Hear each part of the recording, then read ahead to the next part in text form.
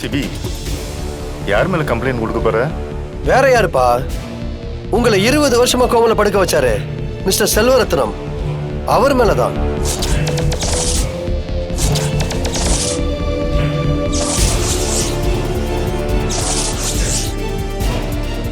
மனோ, சொல்லு சிபி.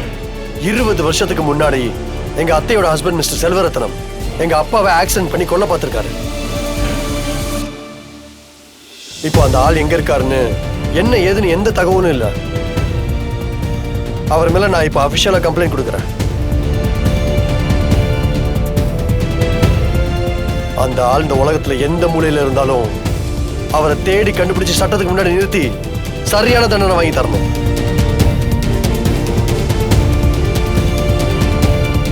வாழ்நாள் முழுக்க அந்த ஆள் ஜெயிலே கழிக்கணும். கண்டிப்பா நான் பாத்துக்கிறேன் சிபி. தேங்க்ஸ்.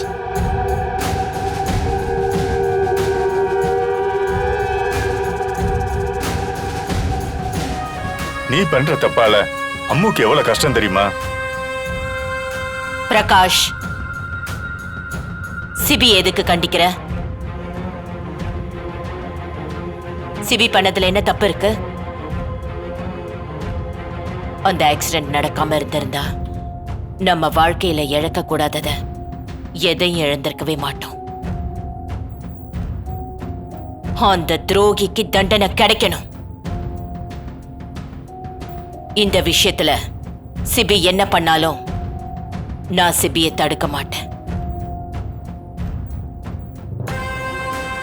ஐயையோ, விளக்கு தேய்ச்சு பூதம் உருவான கதையா? இந்த கேஸை திரும்ப எடுக்கிறது மூலமா என் தலை உருளும் போலயே. இப்ப என்ன பண்றது?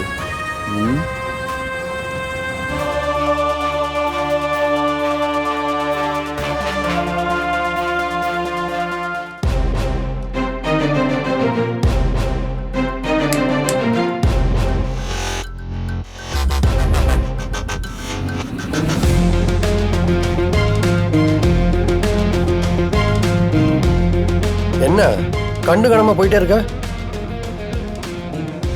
உனக்காக என் அப்பா அவ்வளோ கெஞ்சுறாரு, எப்படியாவது இந்த கேஸை விட்ரா பண்ணிருன்னு சொல்றாரு. நீ எதுவுமே கண்டுக்காம இருக்க. இப்போ ஒண்ணு கெட்டு போகல. நீ மனசு வச்சனா நான் இந்த கேஸை விட்ரா பண்றேன். என்ன பாக்குற? நீ இப்பவே போய் ஜானு கிட்ட, நீ யாரு, எதுக்காக இந்த வீட்டுக்குள்ள வந்திருக்க, உனக்கும் இந்த குடும்பத்துக்கு என்ன சம்பந்தம், இதை எல்லாத்தையும் விளாவறைய சொல்லிட்டேனா நான் கேஸை விட்ரா பண்ணிக்கிறேன். உனக்கு ஒண்ணு தெரியுமா? ஜானு மேல ஏத்துக்கவே முடியாதது பொய்யும் துரோகம் மட்டும்தான். அதை நீ பண்ணிட்டு இந்த வீட்டுல சுதந்திரமா வாழ்ந்துட்டு இருக்க பாத்தியா? அதை மட்டும் என்னால தாங்கிக்கவே முடியல தமிழ். இப்ப நீயா சொல்றியா இல்ல நான் சொல்ல வைக்கவா? எங்க அப்பா மேல தப்பே இல்லைன்னு நான் நிரூபிச்சுட்டா அதுக்கப்புறம் நீங்க என் பக்கம் நிப்பீங்கல்ல. அப்புறம் இந்த குடும்பத்தை ஒண்ணு சேர்க்கறதுல நீங்களும் என் கூட ஒன்னா இருப்பீங்க. உங்க அப்பா தான் தப்பு பண்ணிருக்காரு, நான் உறுதியா நம்புறேன். நான் கேக்குறதுக்கு பதில் சொல்லுங்க.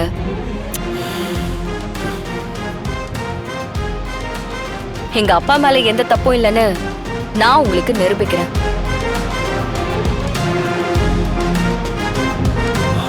அவர் எங்க இருந்தாலும் சரி அந்த ஆளை தேடி கண்டுபிடிச்சு ஜெயில போடணும் மாமா. வாழ்நாள் முழுக்க அந்த ஆள் ஜெயில கடந்து சாகணும்.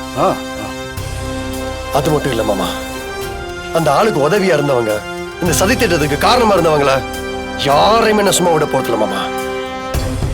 மாப்ள, கொஞ்சம் பொறுமையா இருங்க மாப்ள. எதுக்கு இவ்வளவு கோவம்? இல்ல மாமா, ஜானு இத்தனை வருஷம் அப்பா உயிரை காப்பாத்துறதுக்காக போராடி இருக்காங்க. இந்த வீடு வீடா இருந்துச்சா மாமா? இந்த வீட்டுல கொஞ்சமாவது சந்தோஷம் இருந்துச்சா மாமா? ஏதோ இன்னைக்கு அப்பா சரியாயிட்டாரு. இதுக்கு மேலேயும் இதை தள்ளி போடக்கூடாது மாமா. ஆமா மாப்ள, நான் ஆக்சுவலா உங்களை கேட்கணும்னு நினைச்சேன். அந்த இன்ஸ்பெக்டர் உங்க ஃப்ரெண்டா மாப்ள? ஆமா மாமா, என்னோட ஸ்கூல்ல படிச்சவன். அப்பப்போ ஃபோன் பண்ணுவான், பேசுவான். இப்பதான் மீட் பண்ண சான்ஸ் கிடைச்சது மாமா. ஓஹோ. மாப்ள, நீங்க என்ன கேட்டாலும் பண்ணுவாரா மாப்ள? என்ன மாமா இப்படி கேட்டீங்க? எனக்காக என்ன வேணா செய்வா மாமா. அப்போ கண்டிப்பா இந்த கேஸ்ல இருக்கிற உண்மையெல்லாம் அவர் கண்டுபிடிச்சிருவார்ல? அது மட்டும் இல்ல மாமா, நானும் இதை தனியா இறங்கி விசாரிக்க போறேன். இதுக்கு பின்னாடி இருக்கிற உண்மை எல்லாத்தையும் நான் வெளில கொண்டு வர போறேன். நான் இதை விட போறதில்ல. மாப்பிள நல்ல முடியும் மாப்பிள. நானும் உங்க கூட இருக்கேன் மாப்பிள. எதுவா இருந்தாலும் தயவு செஞ்சு என்கிட்ட கலந்து பேசிட்டு செய்யுங்க மாப்பிள. எதுக்கு மாமா உங்களுக்கு வீண் சிரமம்? நானே பாத்துக்கிறேன். மாப்பிள அது வேற ஒண்ணும் இல்ல. இந்த ஆக்சிடென்ட் நடந்தப்போ நீங்க ரொம்ப சின்ன பையன் மாப்பிள. நான் தானே கூட இருந்தேன். எனக்கு தான் எல்லா விஷயத்தை பத்தி விலாவரியா தெரியும். அதனால நீங்க என்கிட்ட கேட்டுட்டு பண்ணுங்க மாப்பிள. சரிங்க மாமா. ஆ. ஆ.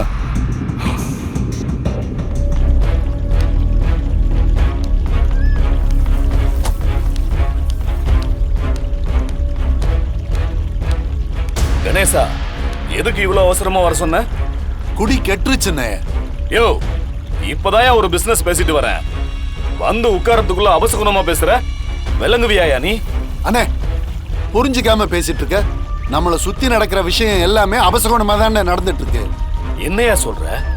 நமக்கு கண்டம் ஆரம்பிச்சிருச்சுன்னு. யோ, தெளிவா சொல்லி தொலை. என் மாப்பிள்ள சிபி இருக்கான்ல, அவன் அவங்க அப்பா ஆக்சிடென்ட் ஆன கேஸ திரும்ப தோண்ட ஆரம்பிச்சிட்டானே. என்னையா சொல்ற? இத்தனை நாள் இல்லாம அவன் எதுக்கு திடீர்னு இதுல இன்ட்ரெஸ்ட் காட்டுறான்? தெரியலையே. அவன் நடவடிக்கையே கொஞ்ச நாளா சரியில்லைன்னு. அது மட்டும் இல்ல, அவனுக்கு தெரிஞ்ச இன்ஸ்பெக்டர் ஒருத்தர் இருக்கான். அவன் ஆளை பார்த்தா ரொம்ப ரஃப் அண்ட் டஃபா இருக்கான்னு. ஆள் பார்க்க ரொம்ப நேர்மையானவனா தெரியறானே. அவன்கிட்ட போய் இவன் இந்த கேஸ ஒப்படைச்சிருக்கானே. யோ, என்னையா கணேசா, நீ எதுக்கே அந்த வீட்டுல இருக்க? இதெல்லாம் கண்காணிக்க மாட்டியா? அவனை கண்ட்ரோலே பண்ண மாட்டியா? அங்க எங்கன்னு என் பேச்சு நிக்குது. அவங்க இஷ்டத்துக்கு செய்யறாங்க.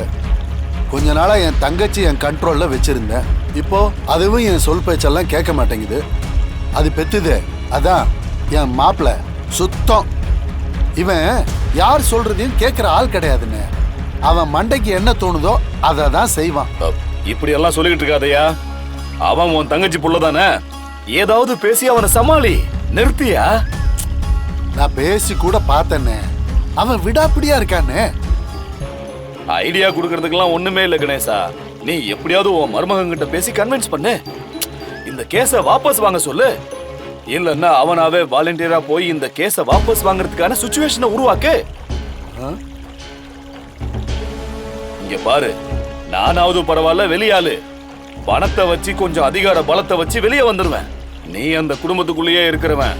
அந்த வீட்டுக்குள்ளேயே இருந்து இப்படிப்பட்ட வேலையை செஞ்சிருக்கன்னு தெரிஞ்சதுன்னு வையே, உனக்கு போலீஸ் எல்லாம் தண்டனை கொடுக்க வேண்டாம். ஜனகாம்பா துப்பாக்கி ஒண்ணு வச்சிருக்கால, எடுத்து ஆன் ஸ்பாட்ல போட்டு தள்ளிட்டு போயிட்டே இருப்பா. ஏன்னா நீ வேற. கணேசா, கவனம். அவனை எப்படியாவது தடுத்து நிறுத்து. அதான் நம்ம 2 பேருக்கு நல்லது. பாத்துக்க. நான் வரேன்.